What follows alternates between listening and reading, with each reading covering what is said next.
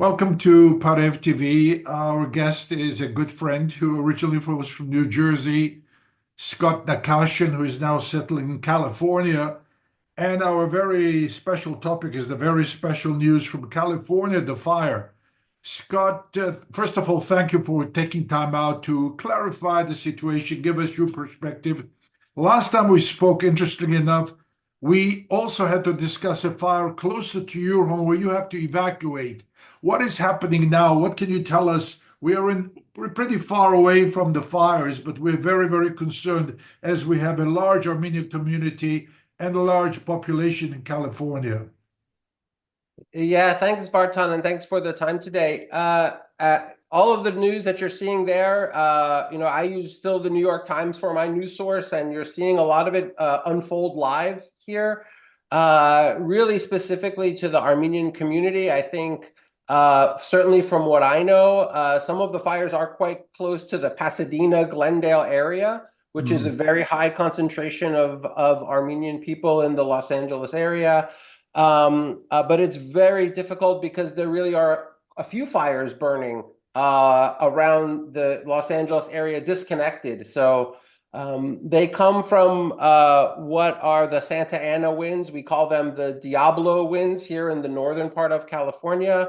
But these winds are very devastating, and something that I've learned here, really that is the key. They talk a lot about the fuel, and they talk about the dryness, but really for me, having lived through some of these, it's really the speed and the quantity of the wind that coming through there that is really the part that makes it very devastating. I know the Armenian community's already lost some very important things. There was a school in the Pasadena, Altadena area. I think it's St. Sahag's school, an area in that sense.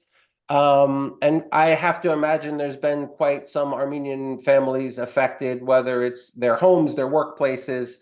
It's a very large fire. Yeah, Scott, the last time we spoke about one of the most interesting questions you answered, which resonates in my mind. I asked you, what do people take? What is it you look for to get out? And you told me everything I have, important documents, are in my laptop. I remember these words beautifully. But what is it, the first thing? You're so attached to the house you built. What is it you take? For me, I take the things that are like memories and things close to the family. These are things that cannot be replicated, or even if it's like scanned into a computer or things like that. Important documents, as long as you can recover them or find some other way for that. But it's really when we've evacuated now 3 times, and so each time you learn a little bit more about what you take and what's important and those kinds of things. So yeah, for me, it's those personal things, because the other so much is electronic these days. Your forms and the proof that you own your house and your car and these kinds of things. There's so much electronic documentation, but your Father's Day card from your daughter, that's not very replaceable. There is so much destruction, so much sad pictures we are getting. Even the images with the drones is just, we have never seen anything like it. 20,000 acres, 5,000 or more structures. It is changing by the hour. What goes in your mind when you see this devastation? There is a little bit, honestly, Barton, of some, I'll call it, I hate to use this word, but it's like a little bit of PTSD that you get, because this special color orange that you see, I've seen this with my eyes. And when you see these pictures, you remember these smells. It's sort of this experience that you have, and when you see it, you really feel for the people there because you know this, like you've experienced this. And so that's, I think, what makes it the most difficult for me. And when you see those pictures, and to your point, the scale. One of the things specifically very devastating about this is where we are in Santa Rosa, California. While it's a populous area, it's not a major city. The number of people affected here is not the same as the number of people that were affected. So many people in such a small area. Another thing, you open the TV today and there is A lot of people have questions. A lot of people have questions. Obviously, whenever such a disaster occurs, and there's also a lot of criticism, to the mayor, to the police, to the fire department. What is it in human nature that brings these out? Yeah, I think when people feel very vulnerable at this time. So they're looking for answers, they're looking for help. And I think when people are in this state, it's something that, it's a human nature. Even if part of your mind says, yes, this is something that, I shouldn't be doing. It's a lot of these sort of very instinctual things to look for blame, to look for some of these other pieces. Although I think, to be fair, there is a part of it, having gone through what we went through in our space, something we learned is that preparedness is really the key. And in some of these areas, you did hear things like in the, near to Malibu and into the hills there. Did they have an evacuation plan? Were they ready? And readiness on the personal level, readiness on the community level, these are the things that you can affect. And I think these are the things that I hope the lesson we take away is wherever there's this possibility, prepare, practice, and that really is something that saves lives and property and lots of different things there. Is there any advice you can give us in the East Coast to prepare, or should we just not worry about this? Nothing like this happen in the area. Interesting. Well, you had some of it. We follow it here too, and there was some in northern New Jersey, just off of Manhattan and in Bergen Yes, County, I think, in this yes. area. So I think really the big message is, through global warming, the Earth is changing. It's changing in lots of ways. As an example, something that's the counterpoint they're not talking about much here is we've got a lot of rain in the fourth quarter of 2024. While Los Angeles is really starving for rain, we Mm, had here in Santa Rosa we had the three days in a row the highest rain total ever recorded.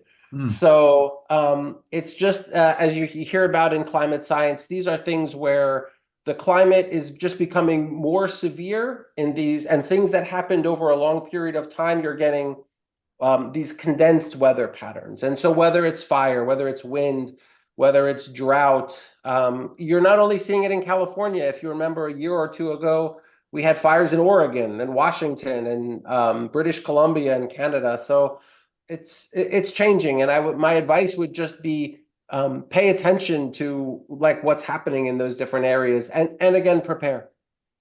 Whenever a disaster such as this hits us, it brings out the best of human beings because we help each other, but also it brings out the ugliness in human beings. When you speak about ugliness, I'm talking about looting.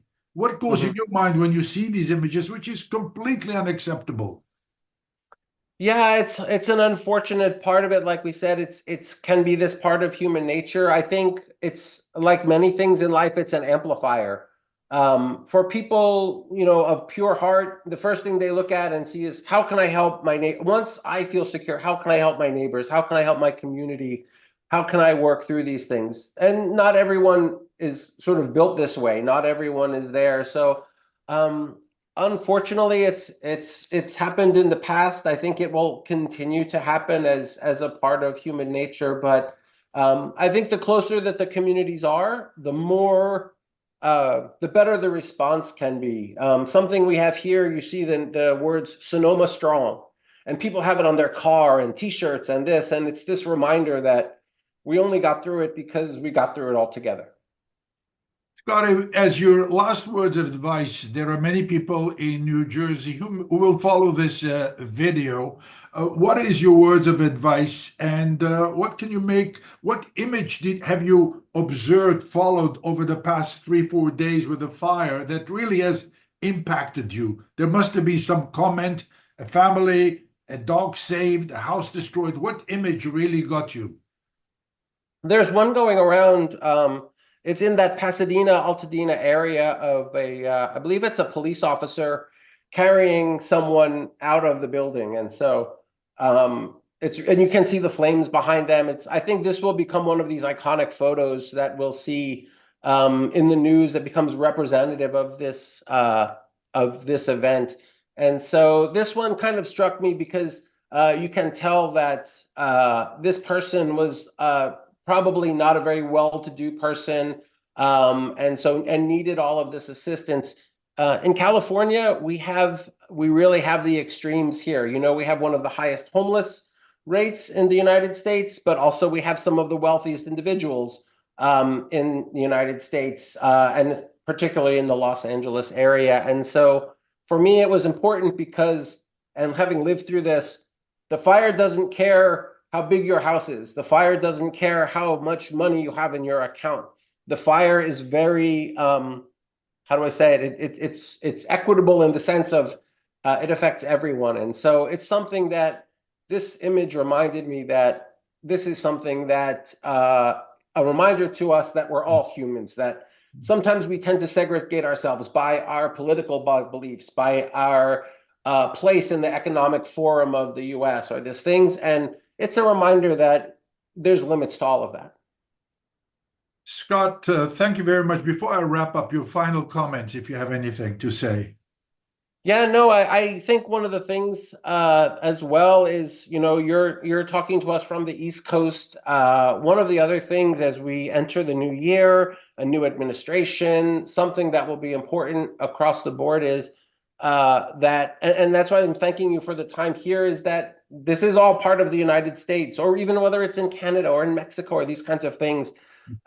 These artificial borders that we create politically and things like that, when these things happen, it's important that we erase those for a short time. So whether you're 3,000 miles away or 300 miles away or 30 miles away, there's always things that you can do to help your neighbors and friends through this crisis or any other. Scott Nakashian, how can we thank you? This is not the first time you have been very helpful to us, giving us your perspective, your insight. You are a very proud New Jerseyan. You do show up in New Jersey once in a while. Your family is here. And I would like to see you when you come to New Jersey. And I thank you again. Thanks, Vartan. I appreciate it. And I appreciate you taking the time and reaching out to me. Thank you very much.